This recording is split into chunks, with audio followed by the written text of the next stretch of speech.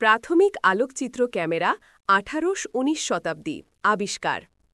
Camera নিঃসন্দেহে সবচেয়ে মনুষ্য সৃষ্টির সেরা একটি আবিষ্কার। ক্যামেরা প্রথম আবিষ্কার এর মিডিয়া জগৎ বা বিনোদন জগতের মোড় ঘুরে যায়। আবিষ্কার হয় টেলিভিশন। মাত্র কয়েক দশকের মধ্যে রেডিও কেন্দ্রিক মানুষ ঘুরে আসে টেলিভিশনের দিকে। ফটোগ্রাফি ক্যামেরার বিকাশের আগে শত শত বছর ধরে জানা ছিল যে কিছু পদার্থ যেমন রূপালী লবণ সূর্যালোকের সংস্পর্শে এলে অন্ধকার হয়ে যায়। ১৭২৭ সালে প্রকাশিত একাধিক পরীক্ষায় জার্মান বিজ্ঞানী জোহান হেনরিক শুলজে প্রমাণ করেছিলেন যে লবণের অন্ধকার শুধুমাত্র আলোর কারণে হয়, তাপ বা বাতাসের সংস্পর্শে প্রভাবিত হয় না। সুইডিশ রসায়নবিদ কার্ল উইলহেম শিল ১৭৭৭ সালে দেখিয়েছিলেন যে রূপালী ক্লোরাইড আলোর সংস্পর্শে অন্ধকার হওয়ার জন্য বিশেষভাবে সংবেদনশীল এবং একবার অন্ধকার হয়ে গেলে এটি অ্যামোনিয়া দ্রবণে অদ্রবণীয় হয়ে যায়। ছবি তৈরির জন্য এই রসায়ন ব্যবহারকারী প্রথম ব্যক্তি ছিলেন থমাস ওয়েজুড। ছবি তৈরির জন্য ওয়েজুড পাতা এবং পোকামাকড়ের ডানার মতো জিনিসপত্র সিলভার নাইট্রেট দিয়ে লেপা সিরামিক পাত্রের ওপর রেখেছিলেন এবং আলোর সংস্পর্শে এনেছিলেন। তবে এই ছবিগুলি স্থায়ী ছিল না, কারণ ওয়েজুড কোনো স্থিরীকরণ প্রক্রিয়া ব্যবহার করেনি। ক্যামেরা অবস্কিউরা দ্বারা নির্মিত স্থির চিত্র তৈরির প্রক্রিয়াটি ব্যবহার করার লক্ষ্যে তিনি শেষ পর্যন্ত ব্যর্থ হন। লে গ্রাসের জানালা থেকে দৃশ্য ১৮২৬ প্রাচীনতম টিকে থাকা ছবি। ১৮২৬ সালে প্যারিসে চার্লস এবং ভিনসেন্ট শেভালিয়ারের তৈরি স্লাইডিং কাঠের বাক্স ক্যামেরা ব্যবহার করে নিসেফোর নিয়েপস ক্যামেরার প্রথম স্থায়ী ছবি তোলেন। নিয়েপস ১৮১৬ সাল থেকে ক্যামেরা অবস্কিউরার ছবি ঠিক করার উপায় নিয়ে পরীক্ষা নিরীক্ষা করে আসছিলেন। নিয়েপস যে ছবিটি তৈরি করতে সফল হয়েছেন তাতে তার জানালা থেকে দৃশ্য দেখা যায়। এটি বিটুমিন দিয়ে আবৃত পিউটারে ৮ ঘণ্টার এক্সপোজার ব্যবহার করে তৈরি করা হয়েছিল। নিয়েপস তার প্রক্রিয়াটিকে হেলিওগ্রাফি বলে অভিহিত করেছিলেন।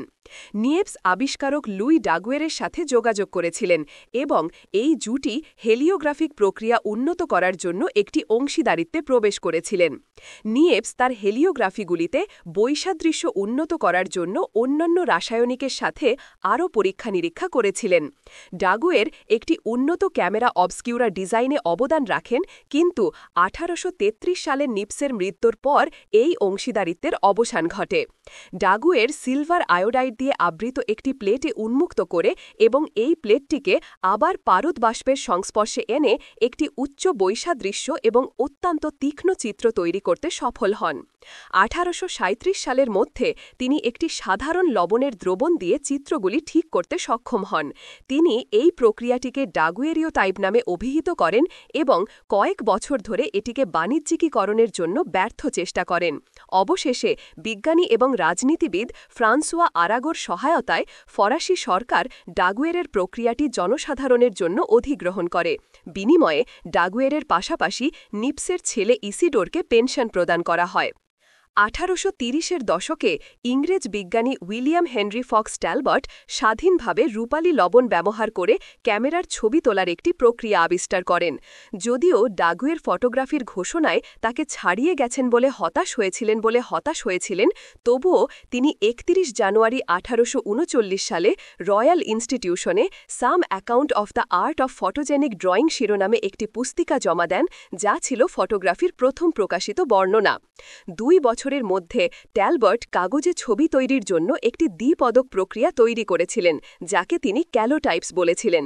ক্যালোটাইপ প্রক্রিয়াটি প্রথম নেতিবাচক মুদ্রণ ব্যবহার করে, যা প্রজনন প্রক্রিয়ার সমস্ত মানকে বিপরীত করে, কালো সাদা হিসাবে দেখায় এবং তদুপরি নেতিবাচক মুদ্রণ নীতিগতভাবে মূল নেতিবাচক থেকে সীমাহীন সংখ্যক ধনাত্মক মুদ্রণ তৈরি করতে দেয়। ক্যালোটাইপ প্রক্রিয়াটি একজন প্রিন্ট মেকারের জন্য নেতিবাচক পুনর্নির্মাণের মাধ্যমে ফলাফল চিত্র পরিবর্তন করার ক্ষমতাও চালু করে। ক্যালোটাইপসগুলি কখনও ডাগুয়েরীয় টাইপের মতো জনপ্রিয় বা ব্যাপক ছিল না, মূলত এই কারণে যে পরবর্তীগুলি আরও তীক্ষ্ণ বিবরণ তৈরি করে। তবে ডাগুয়েরীয় টাইপস কেবল একটি সরল ধনাত্মক মুদ্রণ তৈরি করে, তাই কোনো সদৃশ তৈরি করা যায় না।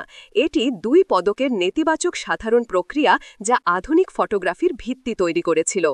গ্রন্থনা অধ্যাপক মহসিন আলী আঙুর, সম্পাদক ও প্রকাশক মুজিবনগর খবর.com, মেহেরপুর।